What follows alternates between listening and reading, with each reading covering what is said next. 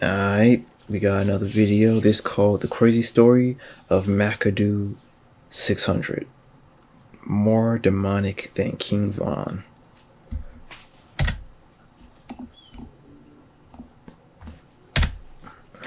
Makado, real name Machiavel Sampson, was from Chicago, Illinois. He was a black disciple and a member of the gang 600. 600 claims the area 59th and Calumet to 60th and King Drive.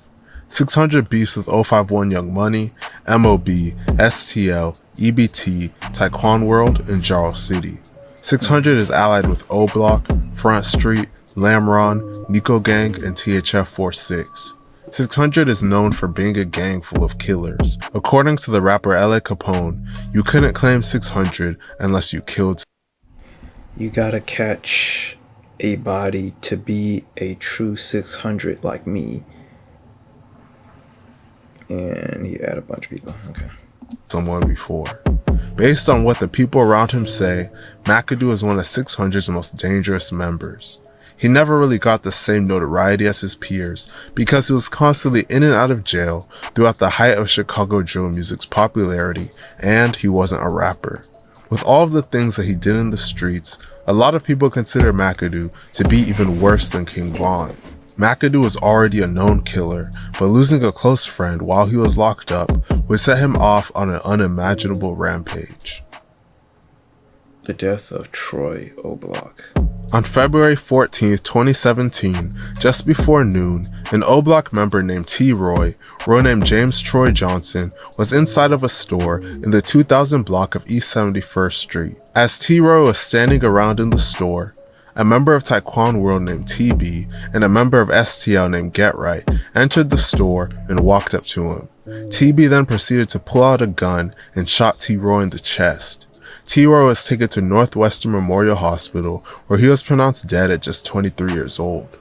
The whole shooting was caught on camera, and Get Right was not wearing a mask in the surveillance footage. In fact, TB and Get Right had pictures of themselves on social media showing them wearing the exact same outfits that they had on when they killed T-Roy on camera. You would think this would... This is just like not the King Von. This is just like the K-Flock situation.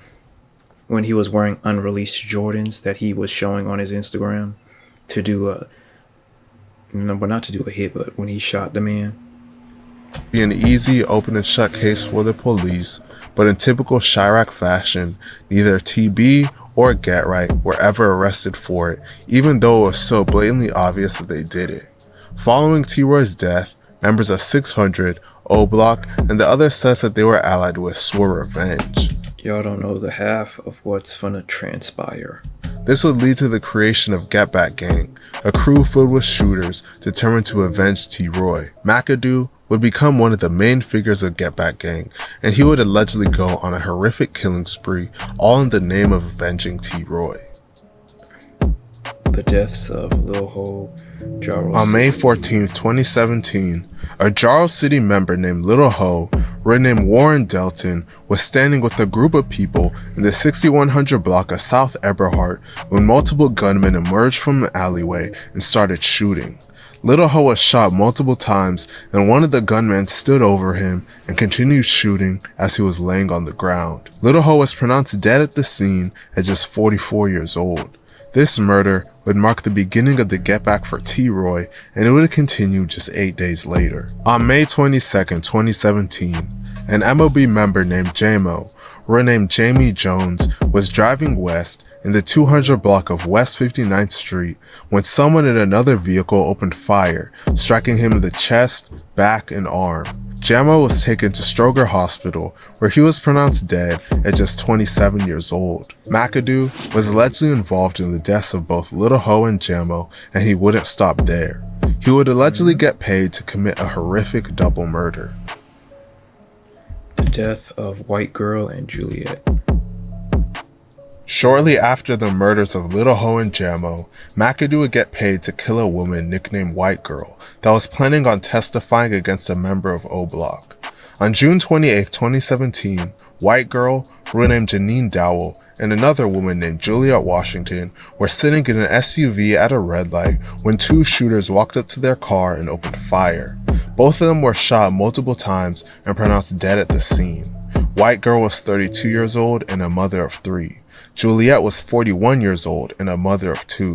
Both of them were innocent. However, White girl had some affiliation with the members of MLB, but she wasn't an active member or doing dirt in the streets. Makado and an O-Block member named Little Scud would be charged for this double homicide later down the line. Prosecutors uncovered that Makado made 15 calls to the person that paid him before and after the murders. Less than a month after this incident, Makado would continue his quest to avenge T. Roy. Wait, how did he know that they was in the car at that street? Like, was they following them or something? I don't know. The death of Kobe and Brick.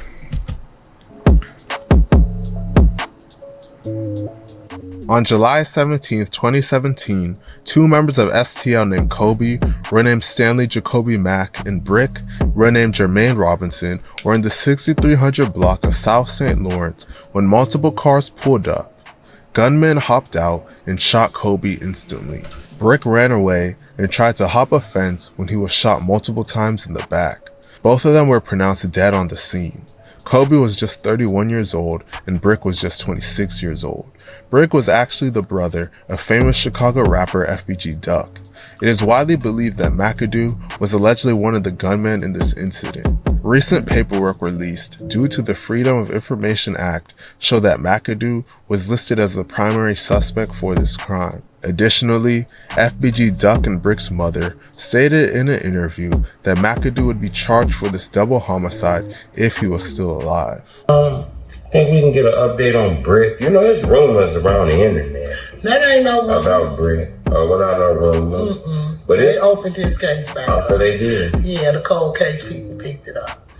And I'm working on that now. I can't wait to, one of the suspects that they were going to charge wind up dying. So that is true? Yeah, they were trying to say that McAville had something to do with it. Makado would unfortunately continue the senseless killing after this.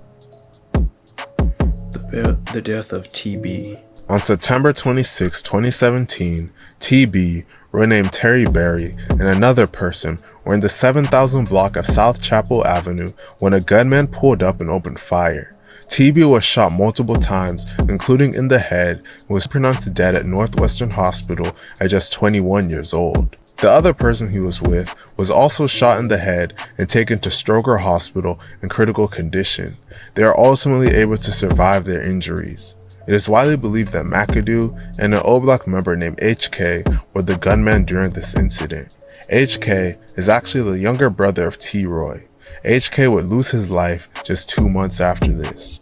Golly, the death of HK. On November 24, 2017, HK, Makado, and another member of 600 named Little D were in O-Block when they spotted a random civilian wearing gold chains and a nice jacket. The group then confronted him, telling him that he's not from there, and pulled out a gun in an attempt to rob him.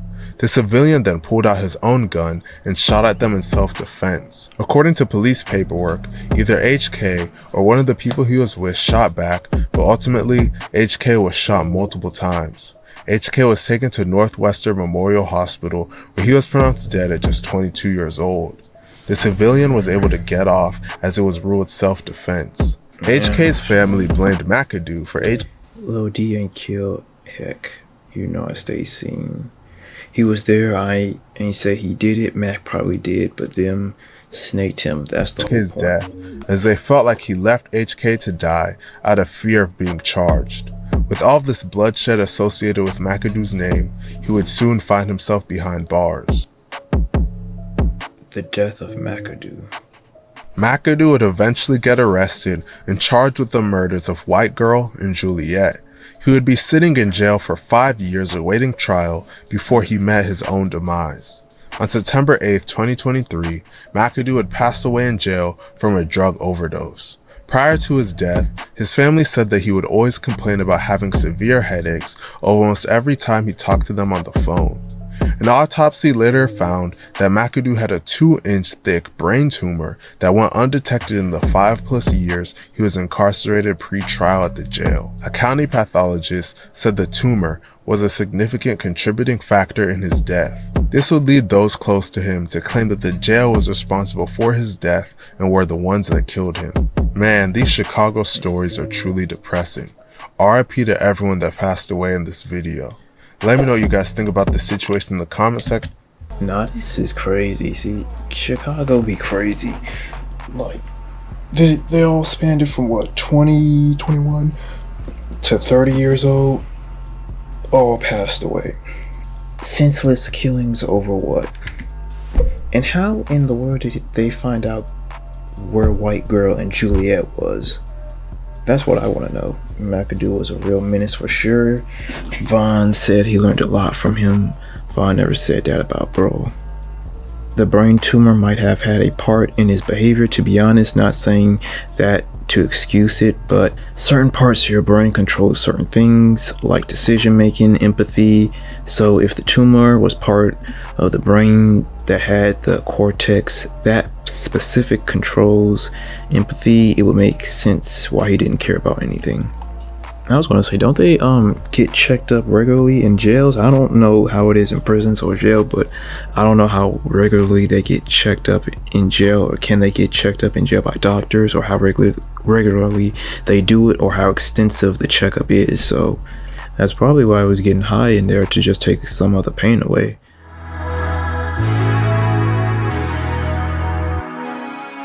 It's gonna be okay, got nothing to fear.